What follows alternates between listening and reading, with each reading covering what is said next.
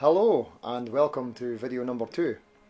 Not that I'm going to be numbering them or anything, but seeing as we're in single digits. Anyway, today I'm going to be documenting my current guitar collection of 2023, even though we're like 2 weeks in to 2023, but why not? Technically it's the collection from 2022, but I've loosely promised myself for 2023 no new guitars. So that means I'm just going to be either upgrading or altering the guitars I already have. Anywho, in no particular order.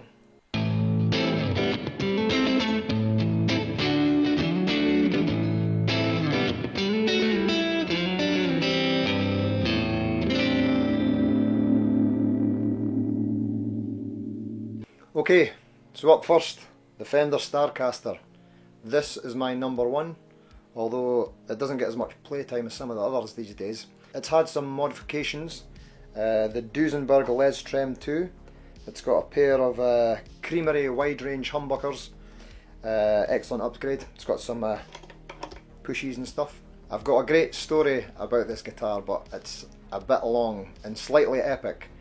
I'll do a follow-up video on the whole story another time. Something to look forward to.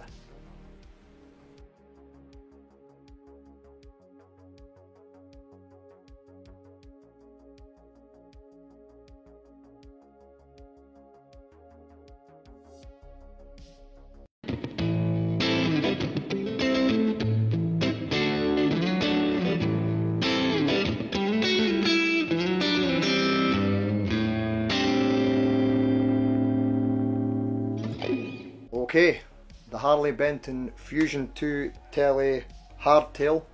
I bought this one off a good friend of mine and easily the best guitar player I know. Shout out to Steve Murphy. He had upgraded it with a pair of Iron Gear Rolling Mills or Hot Slugs. I can't remember which. Maybe Steve can tell us in the comments. By the way, I do try to respond to all your comments, but there just isn't enough time to respond to all of them. So don't be offended if you don't get a response straight away. These apparently require some minor routing to the cavities. There's just something about the neck on this guitar, it's like the best feeling neck ever.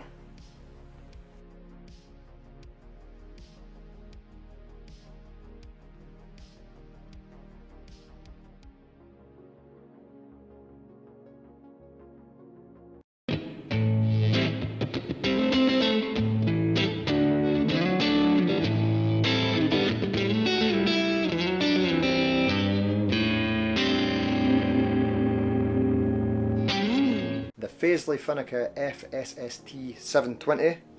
This is the latest and potentially greatest purchase. Unbelievable value at pretty much £100. If you're in the market for a Strat, this is punching well above its weight. If I was allowed to buy any more guitars in 2023, it would basically be just this in like all the colours. This one's due for some upgrades soon. I might even do a video on that.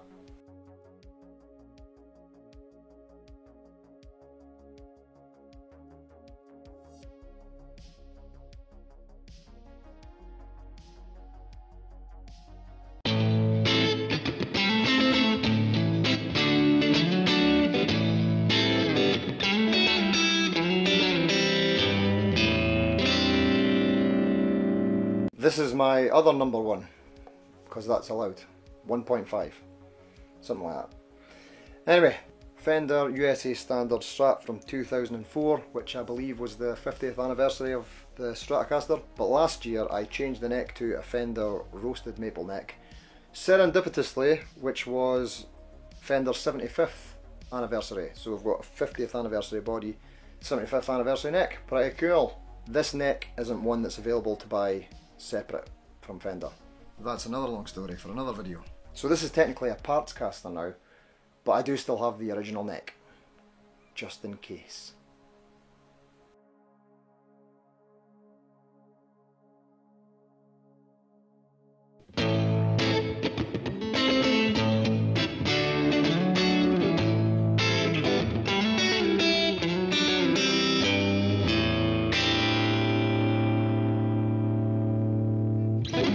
This is a Squier Master Series Esprit, another one from 2004. It's based on the Fender Robin Ford model Esprit. This is probably the closest I would get to a Gibson style guitar. It's a 24 3/4 inch scale length, Duncan designed pickups with coil taps, chambered mahogany body, double cut, but it's still kind of got that Fendery vibe chime to it. Yeah.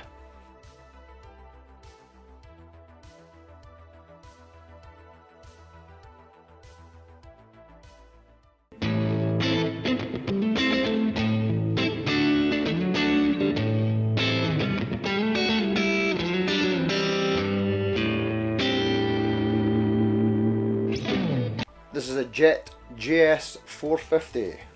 This was my second most recent purchase, and it's one of these guitars that ticks almost all the boxes for me. I've got a roasted maple neck, lock and tuners, 9.5 inch radius neck, Wilkinson hardware, HSS. It's a basswood body and this really nice top, which is apparently solid flame maple. It's got that 3D look to it. I don't know if that'll come across on camera or phone. It looks great and it fits the vibe of the covers band I play in. Shout out to Coconut Groove.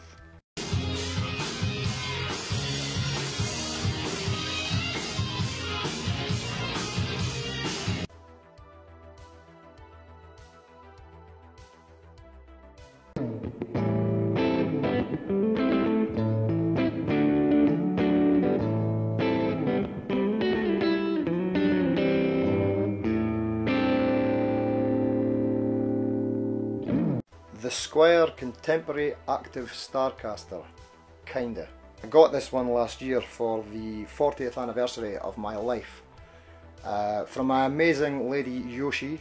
Massive shout out to Yoshi. Yoshi actually puts up with all this guitar stuff and doesn't even complain. In fact, she encourages it. Is that worse?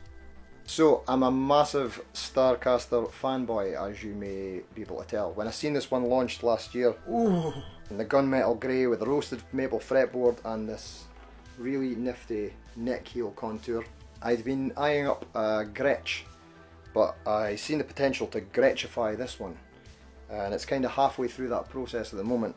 It had Squier active pickups in it, but that's not really my thing. It's a bit too powerful for me.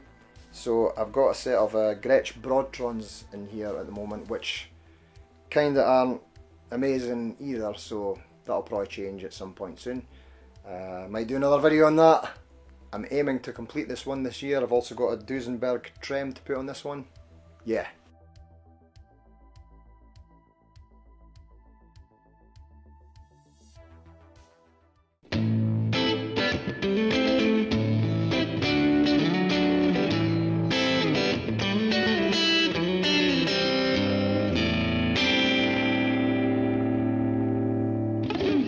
Fender Modern Player Telecaster Thinline Deluxe. Snappy name, eh? I think I got this one around 2011 to scratch my Starcaster itch, because the Starcaster was still discontinued at the time. This originally had P90s in it, but I couldn't get a good sound out of them. So later on, when I got my Starcaster, I changed the pickups in the Starcaster and put the Starcaster pickups in here with some coil splits and got a custom pickguard made. And the pickups sound way better on this guitar than they did in the Starcaster, amazingly. Great guitar. I don't play it enough, but it's great.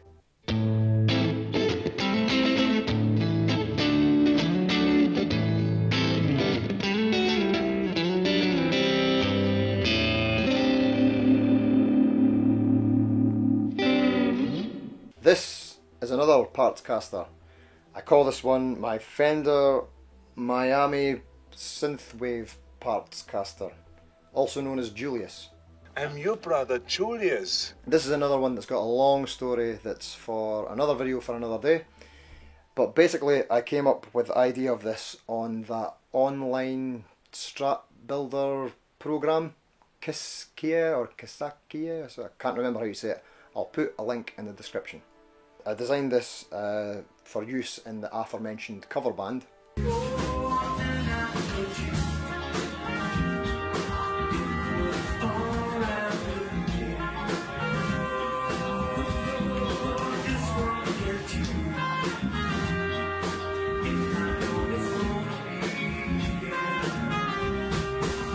I wanted a mix of that 80s Miami synthwave kind of look, and I think it turned out about 80% accurate to the original design.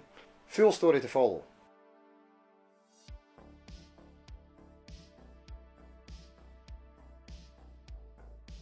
This is a Jet JS300, also known as Vincent. Vincent.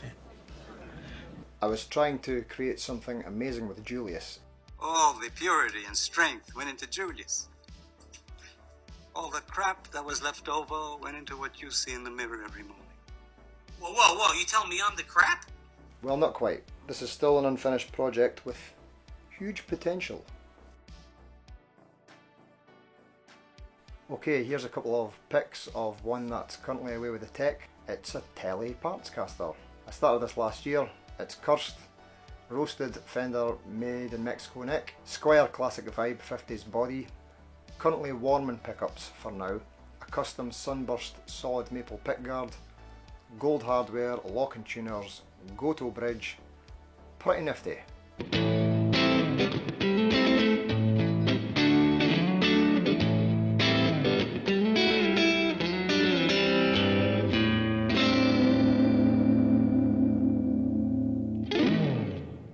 Okay, the Charvel Pro Mod DK22 SSS TPT for 2-point trim in electric blue. A great deal came up on this on eBay while I was putting together Julius. Julius. Right, hold on, stop. The guitar's name isn't Julius.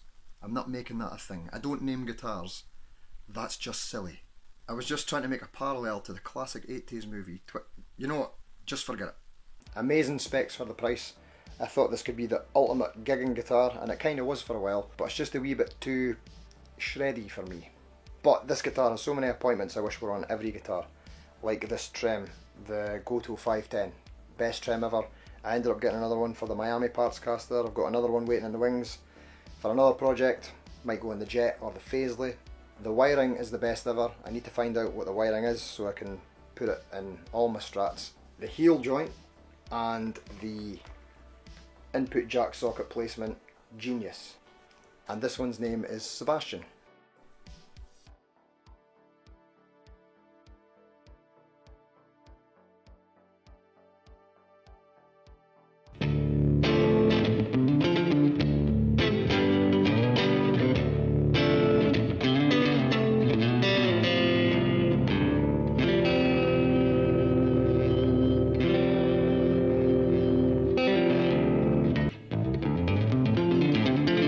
Another parts caster here.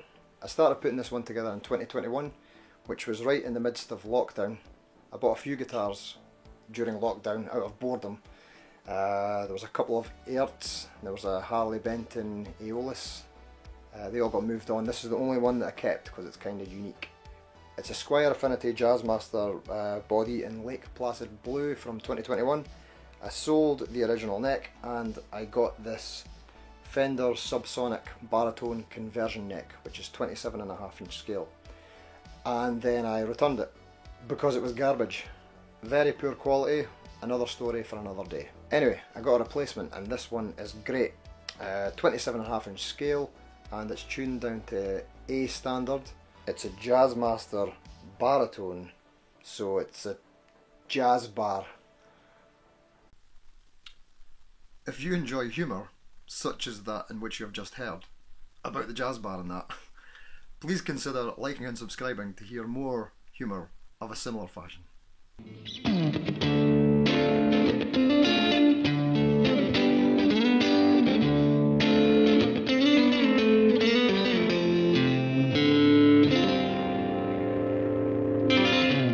So here we have a Westfield Strat type thing.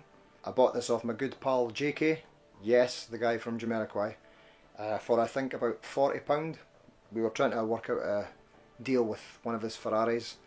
Anyway, I got this to experiment with Gambale tuning, something I'd been wanting to try out, invented by fusion guitar legend Timothy Gambale. And yes, I can play just like him.